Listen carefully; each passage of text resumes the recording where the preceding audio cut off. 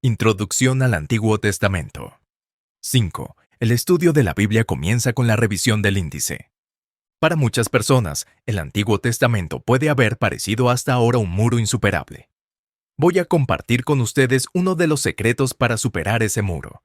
El primer secreto es estudiar el índice. Entender bien el índice de la Biblia te permitirá visualizar el panorama general del Antiguo Testamento en tu mente.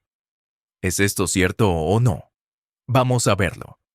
Primero, abre el índice al principio de la Biblia.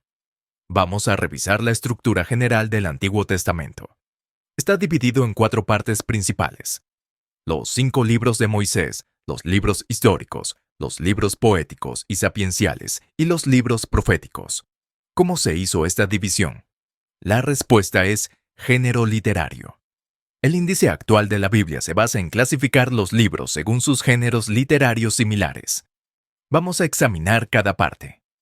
La primera parte es la más importante del Antiguo Testamento, los 5 libros de Moisés, también conocidos como la Ley, que son los primeros 5 libros: Génesis, Éxodo, Levítico, Números y Deuteronomio. Génesis es el libro de los comienzos. Trata sobre el origen del mundo y de la humanidad, así como el comienzo del pueblo de Israel con Abraham. Luego, Éxodo relata la salida de Israel de Egipto y el pacto en el monte Sinaí, que es lo que comúnmente llamamos el Antiguo Testamento. Levítico es un código de leyes que recoge las leyes recibidas en ese momento, y es famoso por ser el libro donde muchas personas abandonan la lectura de la Biblia. Números cuenta las historias de los 40 años de vida en el desierto, cubriendo los eventos que ocurrieron mientras se movían hacia la tierra prometida. Finalmente, Deuteronomio es un discurso de Moisés a sus descendientes antes de su muerte, resumiendo los 5 libros de Moisés y presentando la teología subyacente en los libros históricos que siguen. La segunda estructura del Antiguo Testamento son los libros históricos. Estos son los libros más cercanos a lo que normalmente pensamos como libros de historia.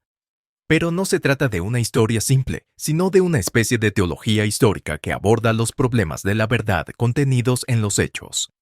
Los libros históricos comienzan con el libro de Josué, que es básicamente una historia de guerra. Después de la última prédica de Moisés y su muerte, Josué, el sucesor de Moisés, conquista la tierra prometida de Canaán y la distribuye entre las tribus. Un punto importante es que, después de la muerte de Josué, ya no hay un líder carismático, sino que las tribus forman un sistema de alianzas. Sin embargo, este sistema tiene una gran desventaja: la falta de una respuesta efectiva a las invasiones externas debido a la dispersión del poder. En estos casos, héroes llamados jueces surgen para salvar la situación. Esta historia está detallada en el libro de los jueces. El libro de Ruth, ambientado en la era de los jueces, cuenta la historia de una familia en Judá y ofrece una visión del periodo. Es notable que Ruth es la bisabuela del rey David, lo que sugiere que la historia del reino y de David se acerca. Como era de esperar, los israelitas piden a Dios un sistema monárquico fuerte como el de los otros países circundantes. Esta historia se encuentra en el libro de Samuel. A regañadientes, Dios permite que el último juez, Samuel, unja a Saúl como el primer rey. Sin embargo, Saúl, olvidando su papel como representante de Dios, muere de manera trágica, y David se convierte en el segundo rey y el primer rey de un reino unificado. En otras palabras, el verdadero protagonista del libro de Samuel es David, no Samuel. El libro de Samuel trata sobre Samuel, Saúl y David. El siguiente libro es el de los reyes, que narra las historias de todos los reyes posteriores al rey Salomón, hijo de David. Comienza con la historia de Salomón, pero tras su muerte, el reino enfrenta una gran crisis al dividirse en 2 reinos, el del norte y el del sur. Después de la división, ambos reinos establecen dinastías separadas, pero no duran mucho. En el año 722 a.C., el reino del norte es destruido por Asiria, y en el año 587 a.C., el reino del sur es destruido por Babilonia. Las crónicas son una reescritura histórica realizada después de la caída del país, reflexionando sobre lo ocurrido y escribiendo una nueva historia desde una nueva perspectiva.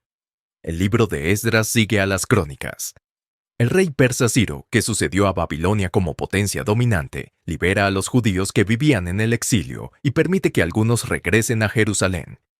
Uno de ellos es el sacerdote Esdras, quien enseña a la gente a vivir obedeciendo rigurosamente la ley para evitar tragedias similares en el futuro.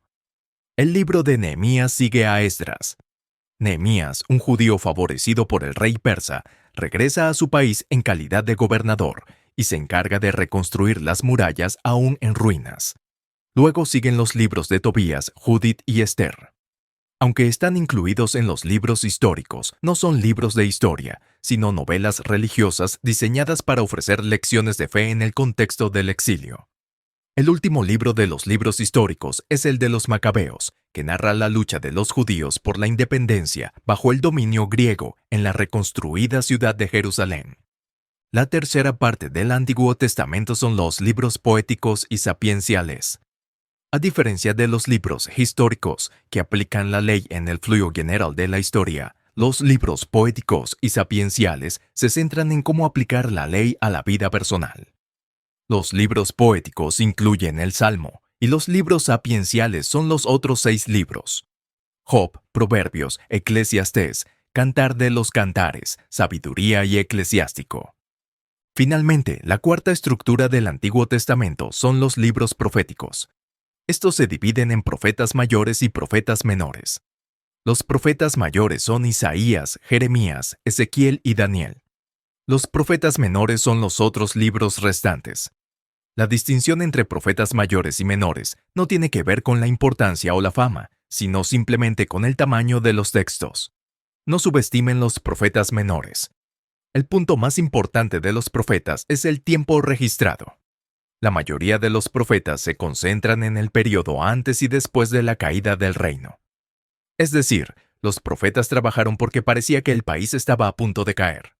El libro de Malaquías, el último de los profetas, concluye el Antiguo Testamento con la profecía de la venida del Mesías y la reaparición del profeta Elías para prepararle el camino. ¿Quién es esa figura? Ya sabemos que es Juan el Bautista, que preparó el camino para Jesús. Así, el Antiguo y el Nuevo Testamento están estructurados para encontrarse. Hemos repasado brevemente el índice del Antiguo Testamento. Si consideramos el Antiguo Testamento como un edificio, la base más importante es el Pentateuco. Los 2 pilares que interpretan la ley de diferentes maneras son los libros históricos y los libros poéticos y sapienciales. Finalmente, el techo que se abre hacia el futuro son los libros proféticos. Solo con estudiar el índice puedes comprender la estructura básica del Antiguo Testamento. No olvides que el estudio de la Biblia comienza con el estudio del índice.